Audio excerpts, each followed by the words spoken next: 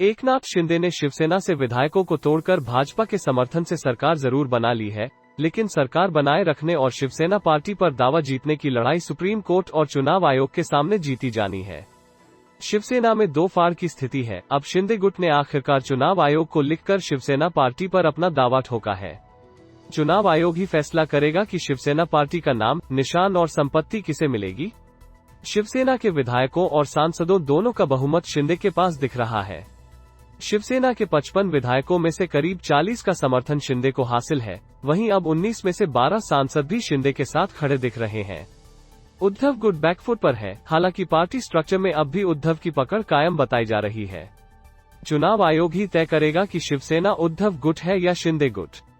हमने पूर्व chief election commissioner SY Qureshi से बात की और समझा कि अभी जो हालात हैं उस हिसाब से चुनाव आयोग किस गुट को मुख्य पार्टी का दर्जा देने का फैसला कर सकता है। पार्टी दो धड़ों में बांटने की स्थिति में चुनाव आयोग मुख्य पार्टी का फैसला किन पैमानों पर करता है। पार्टी में गुटबाजी के बाद चुनाव आयोग दावों को परखते हुए दो पैमानों पर फैसला करता है। पहला, विधायक और सांसद का बहुमत किस गुट के पास है। दूसरा, पार्टी के सांगठनिक ढांचे में बहुमत किसकी तरफ है। दोनों पक्षों के दावों को इन दोनों पैमानों पर तौला जाता है।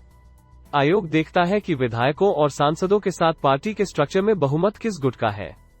चुनाव आयोग दोनों पक्षों के दावों में बहुमत सिद्धांत लागू करके ही एक गुट को मुख्य पार्टी घोषित करने का फैसला करता है। पार्टी के विवादों में चुनाव आयोग किन नियमों के तहत फैसला करता है। चुनाव आयोग ये फैसला सिंबल्स ऑर्डर 1968 के तहत फैसला करता है। इसके पैरा 15 के तहत इलेक्शन कमीशन अपनी संतुष्टि के आधार पर ही सिंबल और पार्टी के नाम का फैसला करता है। ये अलग अलग गुटों की स्थिति, ताकत, विधायक सांसद के आंकड़ों के आधार पर तय होती है। चुनाव आयोग का फैसला सभी वर्गों और गुटों पर बाध्यकारी होता है, मतलब सभी गुटों को ये फैसला मानना ही होगा। अगर चुनाव आयोग शिंदे गुट को मुख्य पार्टी घोषित करती है तो उद्धव गुट क्या करेगा। अगर उद्धव गुट अल्पमत में रह जाता है, उसे बतौर नई पार्टी के तौर पर रजिस्टर करना होगा। उद्धव गुट के विधायकों और सांसदों को नई पार्टी का सदस्य माना जाएगा। मौजूदा स्थिति में शिंदे गुट के पास विधायकों और सांसदों का बहुमत है, लेकिन पार्टी की कार्यकारिणी में स्थिति साफ नहीं है। ऐसी स्थिति में किस गुट का पलड़ा भारी दिखता है। ये चुनाव आयोग के लिए चुनौतीपूर्ण स्थिति है। इस स्थिति में चुनाव आयोग का काम कठिन हो गया है, लेकिन चुनाव आयोग की दोनों गुटों में बहुमत का आंकड़ा पता लगाने की कोशिश होगी।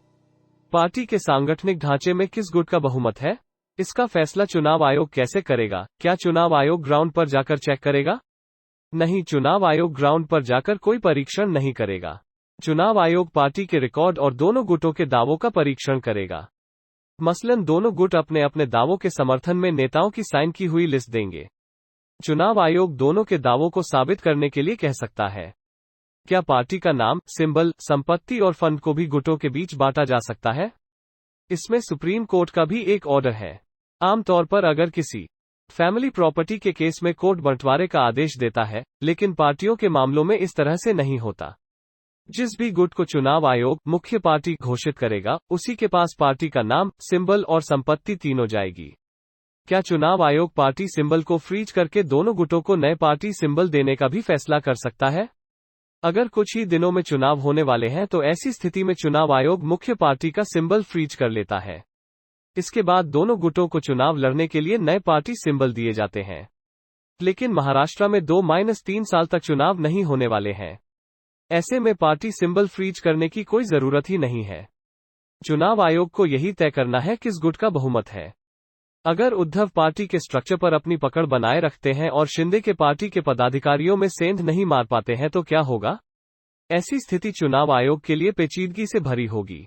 आमतौर पर ज्यादा अहम सांसदों और विधायकों का बहुमत ज्यादा अहम माना जाता है। लेकिन अगर पार्टी का ढांचा काफी बड़ा है और वो दूसरे गुट के बिल्कुल खिलाफ है, वो एक अलग परिस्थिति है। लेकिन विधायकों और सांसदों का बहुमत अहम होगा।